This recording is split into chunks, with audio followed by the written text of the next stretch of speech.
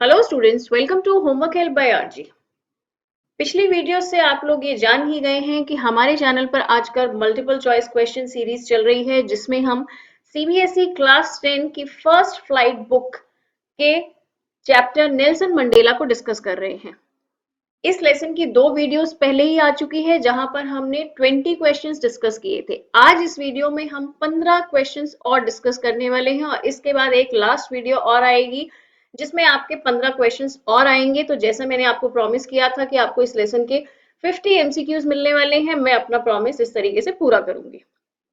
चलिए, आज हम 5th पैसेज कर रहे हैं। The policy of apartheid created a deep and lasting wound in my country and my people. जो वहां पर अपार्थाइड की रंग भेद की नीति चल रही थी, उसने एक गहरा जख्म छोड़ा मेरी देश के लोगों में और देश में। All of us will spend many years, if not generations, recovering from that profound hurt.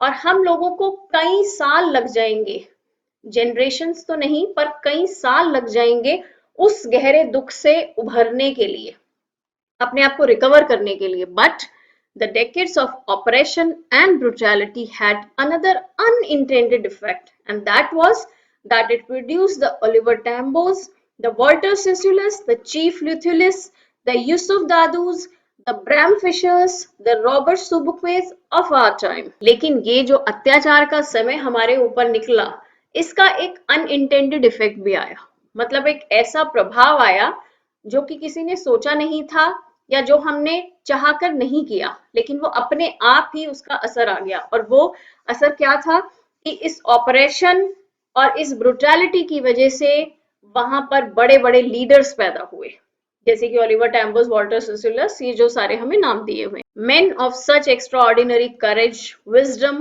and generosity that their like may never be known again. वो कह रहे हैं कि इतने एक्स्ट्रा ऑर्डिनरी हिम्मत वाले, बुद्धिमानी वाले और जेनरोसिटी वाले, उदार दिल वाले ऐसे बड़े लोग पैदा हुए कि शायद उनके जैसे आगे कभी ना आ पाए, क्योंकि अब ऑपरेशन खत्म हो चुका है। Perhaps it requires such depths of operation to create such heights of character. ये बहुत ही इंपॉर्टेंट लाइन है इस लेसन की। वो कह रहे हैं कि ऐसा लगता है कि इतनी गहराई वाला अत्याचार होगा, तभी इतने ऊंचे कैरेक्टर वाले लोग पैदा होंगे। My country is rich in the minerals and gems that lie beneath its soil. मेरी कंट्री, जिसमें कि इतने मिनरल्स और इतने जेम्स पाए जाते हैं इसकी जमीन के नीचे, but I have always known that its greatest wealth is its people, finer and truer than the purest diamonds. लेकिन मैं ये जानता हूं कि किसी भी कंट्री की, चाहे वो कितनी ही मिनरल्स में या डायमंड्स में या और चीजों में रिच हो, उसकी सबसे बड़ी दौलत होती है वहां के लोग। Finer and truer than the purest diamond, और वो प्योर से प्योर डायमंड से भी ज्यादा फाइन होते हैं, सच्चे होते हैं। तो पैसेज आपको समझ आ गया होगा। अब हम क्वेश्चन नंबर 21 डिस्कस करने वाले हैं और यहाँ पर हम इसके आंसर भी आपको बताएंगे। What was the unintended effect of operation and brutality? जैसा कि पैसेज में आया था कि एक अनचाहा कौन सा प्रभाव था जो इस अत्याचार के कारण उभर कर आया। White supremacy was overturned forever in South Africa. White supremacy को हमेशा के लिए तख्ता पलट कर दिया गया। South Africa got freedom from oppression. South Africa को इस अत्याचार से छुटकारा मिल गया। Great freedom fighters came up to stand against apartheid. बड़े बड़े नए नेता उभर कर आए जो कि रंग भेद की नीति के खिलाफ खड़े हुए। It created a deep and lasting impact on the people of south Africa. क्या इसका ये असर निकला कि साउथ अफ्रीका के लोगों पर उसने एक गहरा प्रभाव छोड़ा? तो यहाँ पर हमारा सही जवाब होगा C. Great freedom fighters came up to stand against apartheid. उन्होंने ये कहा कि इतना ज्यादा अत्याचार होने की वजह से ही आम लोगों में से बड़े बड़े नेता निकल कर आए, जिन्होंने उस अत्याचार को सहा और साउथ अफ्रीका को फ्रीडम दिलाई। Question number 22, why did their deep wounds take years to recover? उन्होंने अपनी ऑटोबायोग्राफी में ऐसा क्यों कहा कि इस गहरे जख्म से उभरने के लिए हमें सालों लग जाएंगे? ऑप्शंस देखते हैं। They had gone through the most inhuman system in the world. दुनिया में जो सबसे बुरा और सबसे अत्याचारी सिस्टम था, वो उससे गुजर कर आए थे, इसलिए। Their basic rights and freedoms were seized from them. उनके बेसिक राइट्स और फ्रीडम्स भी उनसे छीन लिए गए थे। They did not get timely medical treatment, क्योंकि उन्हें समय पर मेडिकल ट्रीटमेंट नहीं मिला. All above, या सारे ऊपर वाले. तो इसका सही जवाब है A. They had gone through the most inhumane system in the world. Question number 23. Perhaps it requires such depth of operation to create such heights. ये जो राइटर ने लाइन कही है पैसेज में, ये पूछ रहे हैं इसमें कौन सा लिटरेरी डिवाइस यूज किया गया है. एलिट्रेशन, एलिट्रेशन नहीं है क्योंकि यहाँ पर किसी लेटर का कोई रेपिटेशन नहीं हो रहा. सेटायर भी नहीं है क्योंकि सेटायर में होता है कि किसी चीज का मजाक उड़ाया जाता है, किसी बुराई का, इस तरीके से. मेटाफॉर में किसी चीज की तुलना की जाती है, कंपैरिजन किया जाता है, तो वो भी नहीं है. तब देखते हैं लास्ट है कि नहीं. Irony, yes.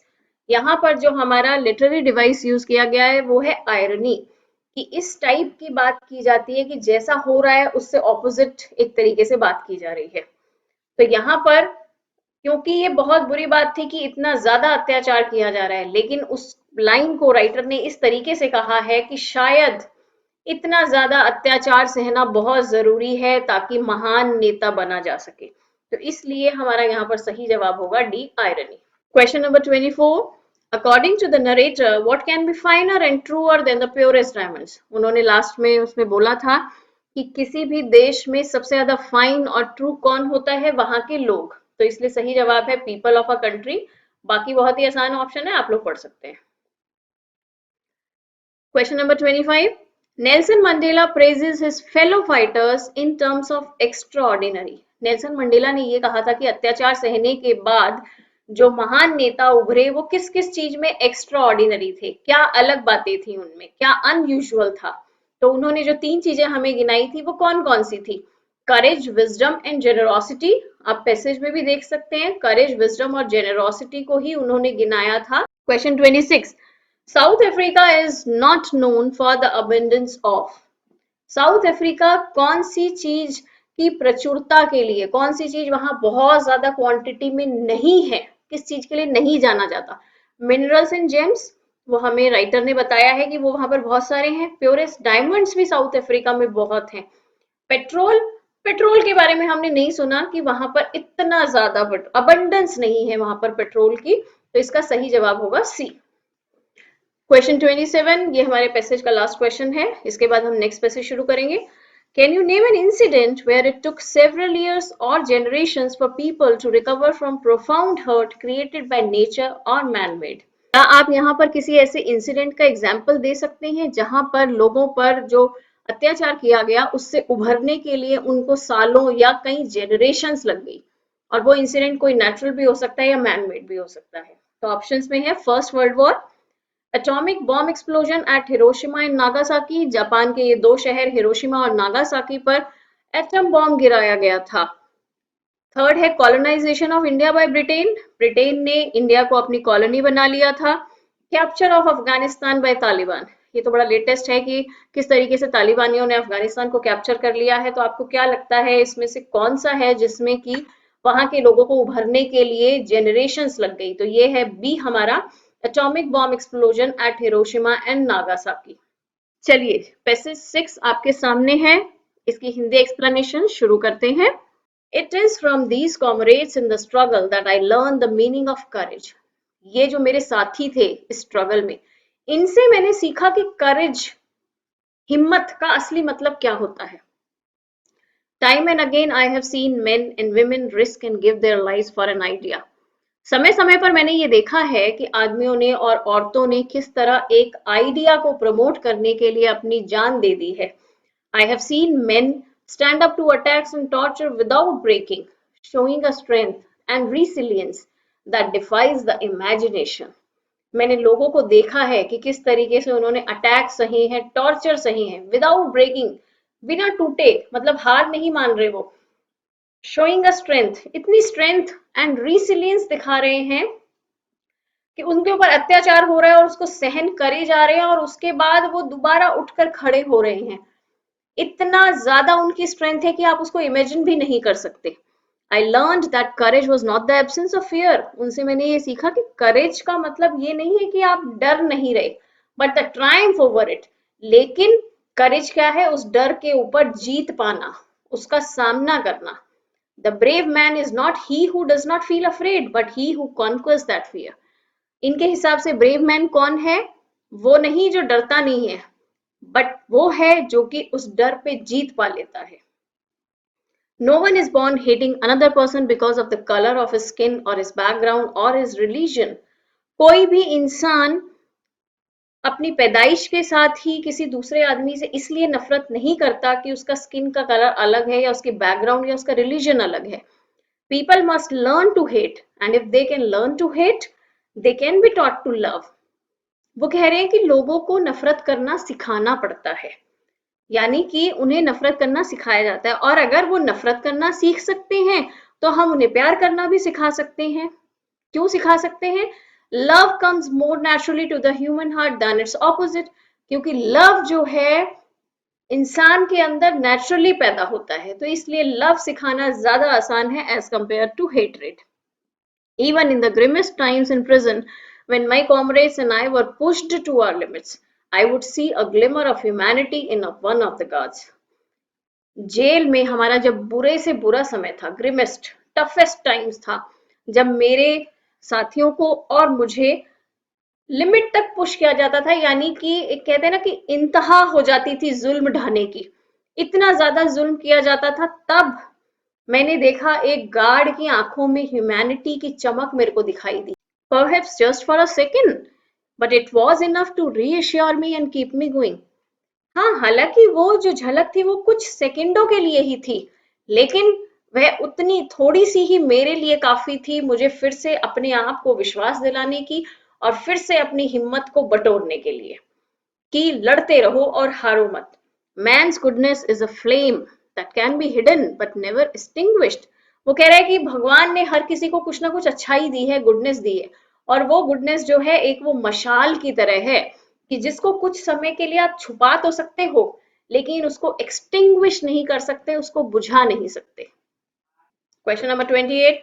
How did Nelson Mandela define courage? Passage में नेल्सन मंडेला ने करेज को, बहादुरी को या हिम्मत को कैसे डिफाइन किया? उन्होंने कहा है कि courage is victory over fear. Question number 29. What comes naturally to human hearts as explained in the passage? Passage में क्या कहा गया है कि इंसान के दिल में, मनुष्य के दिल में कौन सी चीज ज्यादा नेचुरली आ जाती है? लव, हेट, अट्रैक्शन या करेज? तो उन्होंने कहा है कि love is more natural to human hearts.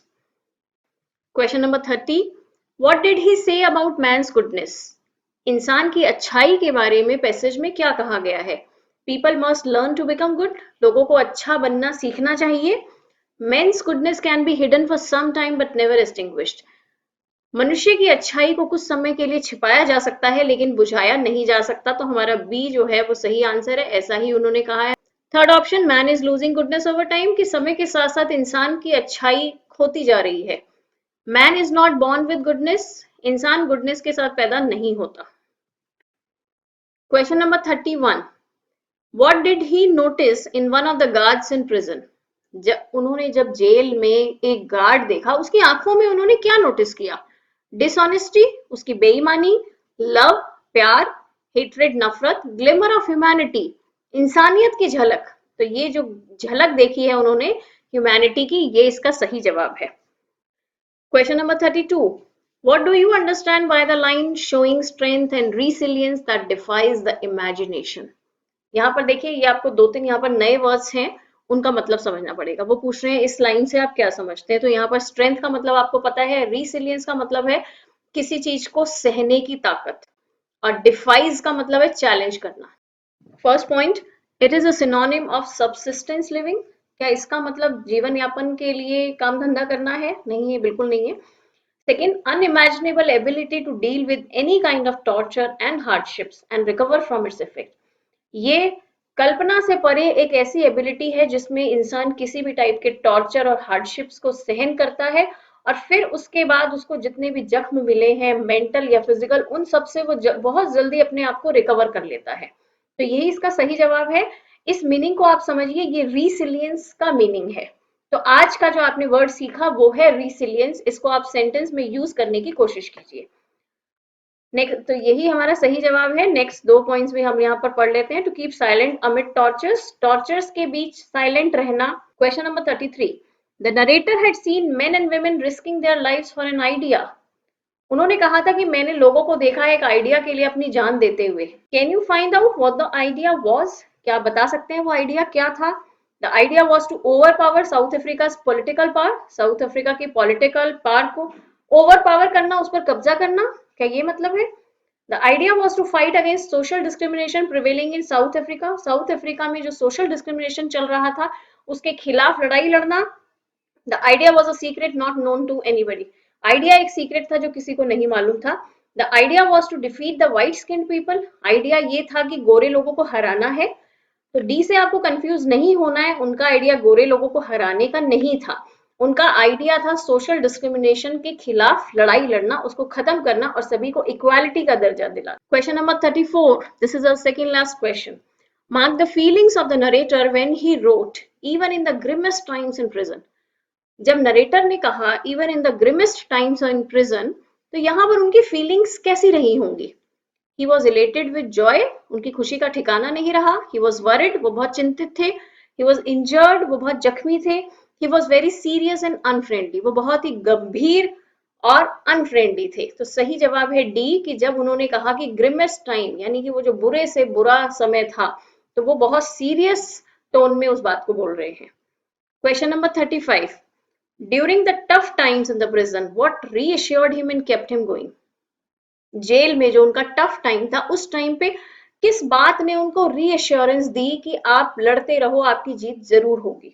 First, glimmer in guards eyes. Guard की आंखों में जब उन्होंने ग्लिमर ऑफ ह्यूमैनिटी देखी तब. अ सिप ऑफ वाटर, पानी की एक घूंट. Hope to win against the ruling political system, उनकी जो आशा की किरण थी कि पॉलिटिकल सिस्टम के खिलाफ हम जरूर जीतेंगे. कंपनी ऑफ हिज फेलो पेट्रॉइड्स, उनके फेलो लोगों की कंपनी की वजह से उनको रीअश्योरेंस मिली.